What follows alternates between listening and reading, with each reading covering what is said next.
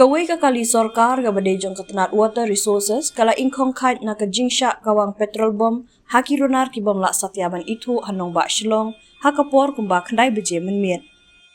Kani kakali bolero kebadan yau nombor ML01A0175 kalangat hakani kejingsyak tombor haki runar katba kadang penyeng hakmat jong ke ofis ongka kubor pulit.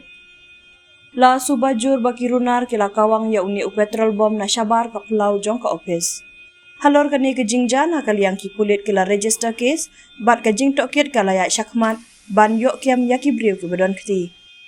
Lak ban kedua bakani kejingja kala wan long ru tang shisni hadin bau deputy commissioner ke East Khas Hills ula penmi ya kejing pta ya barok ki ofis sorkar bakin long ki bahusiar bat pengor bha ya laki jong ki kali dak ke penyeng haki jaka ki basengan.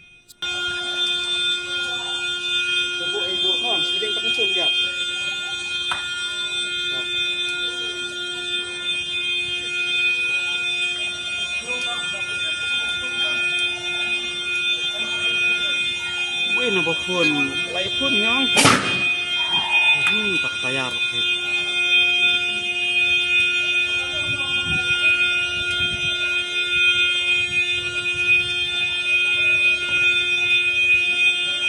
Helmet tu nak tay?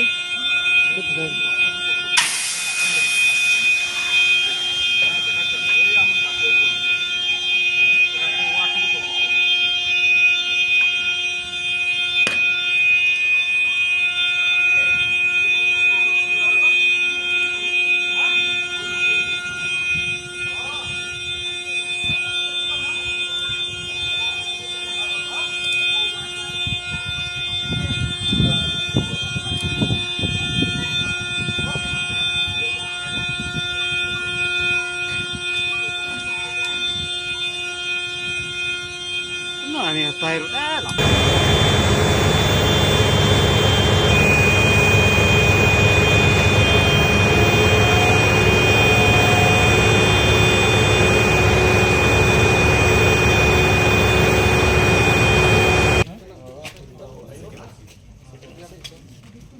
Masukkan,